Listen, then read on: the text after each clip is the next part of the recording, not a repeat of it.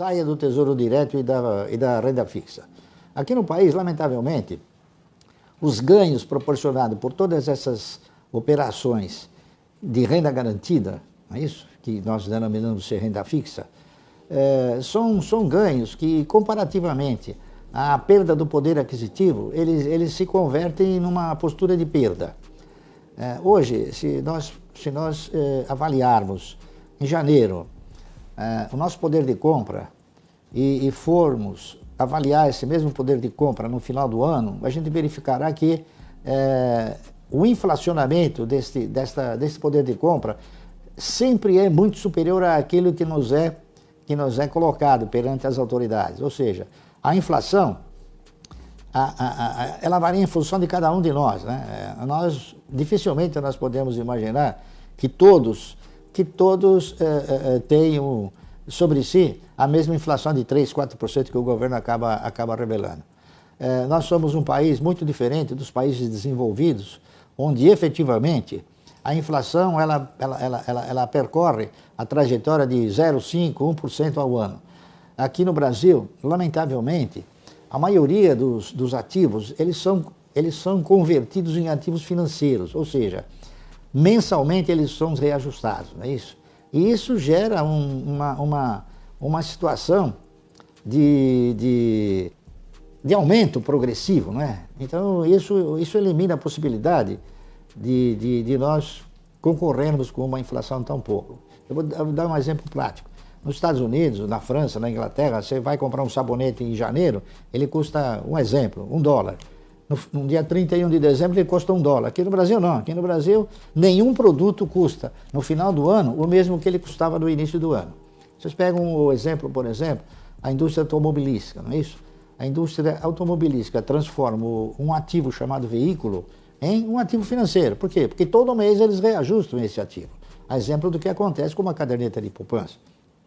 Você compra um apartamento na planta, o que acontece? Mensalmente ele é reajustado, mesmo sem terem sido entregue o bem para vocês. Então é muito difícil aqui a gente avaliar a inflação determinada pelas autoridades. Então, consequentemente, aplicar em alguma coisa que nos dê uma renda parecida com aquela que é a inflação, com certeza nós estamos perdendo poder de compra. Cada um de nós tem uma visão sobre crise, né?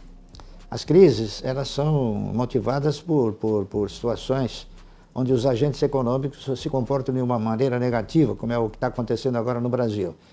Nós atravessamos um período de incertezas, um período que nós precisamos modificar algumas estruturas, especialmente a estrutura previdenciária, porque aqui no Brasil, infelizmente, a Previdência Social, ela assumiu uma postura distinta daquela que deveria ser como fator de previdência.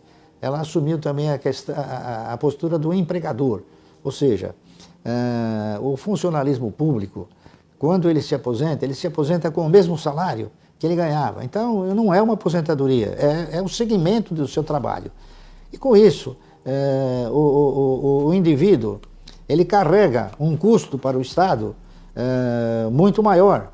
Por quê? Porque este afastamento que ele tem, ganhando o mesmo salário, irá obrigar o Estado a colocar um outro elemento no seu lugar, ganhando também um salário. Então o Estado ele passa o quê? Ele passa a produzir um sentimento de custo muito superior àquele que normalmente seria se o indivíduo simplesmente fosse provido de recursos originários de uma estrutura de previdência.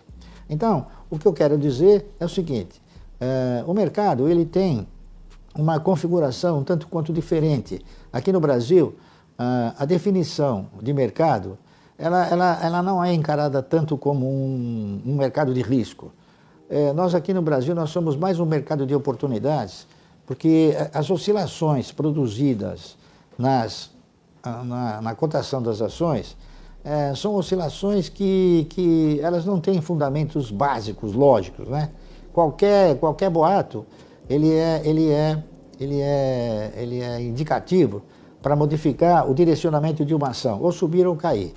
E outro fator também que nós temos aqui no país é que nós não temos um colchão de investidores capaz de suportar pressões como aquelas que o mercado está submetido.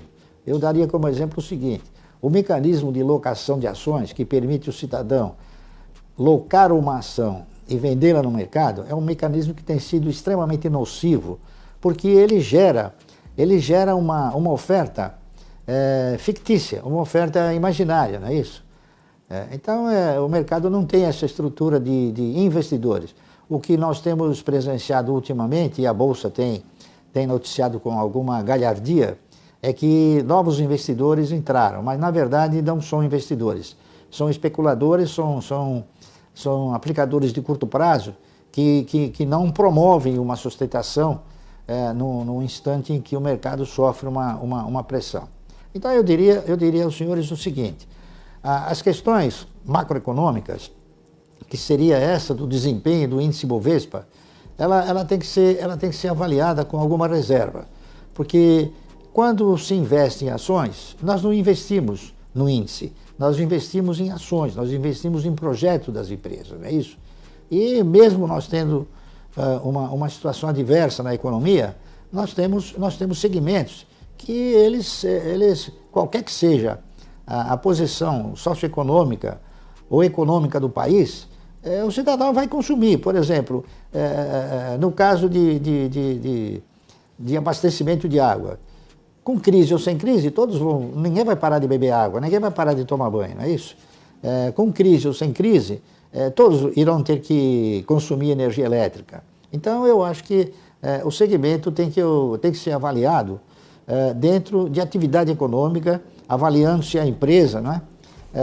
O que a empresa tem de histórico para poder oferecer e quais são os sentidos de perenidade do setor e da questão também da sustentabilidade, não é isso? Então, mesmo uma economia em recessão, ela sempre terá movimentos que irão contemplar resultados de empresas. O setor de energia elétrica é um deles, não é isso? É um setor que ele é um setor considerado perene. O setor de celulose e papel também ele é muito, muito importante. O próprio setor financeiro, ele foi se convertendo hoje numa reserva de mercado. Enfim, são setores que a economia, ou bem ou mal, eles vão continuar produzindo e gerando recursos.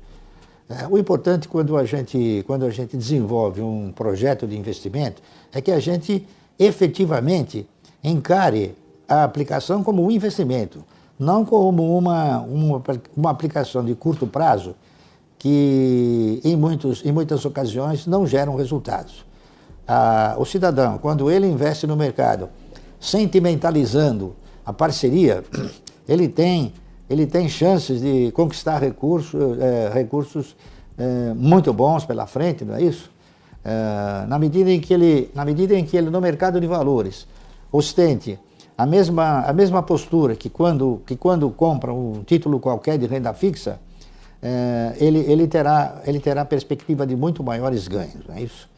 E em relação a uma carteira, eu diria o seguinte: uma carteira sempre se inicia comprando o melhor papel, aquele que tem a perspectiva de resultados mais eficiente no momento. Porque o mercado de valores ele é uma espécie de retrato. A cada momento, a cada dia, as cotações se posicionam numa situação. E a gente, para quem investe, ao invés daqueles que especulam, aquele que investe, ele sempre terá a visão de tentar comprar mais barato o seu investimento, não é isso? Então a torcida dele é diferente da torcida de quem especula. Quem especula torce para o mercado subir e quem investe torce para o mercado cair. É o que nós fazemos com bastante autenticidade.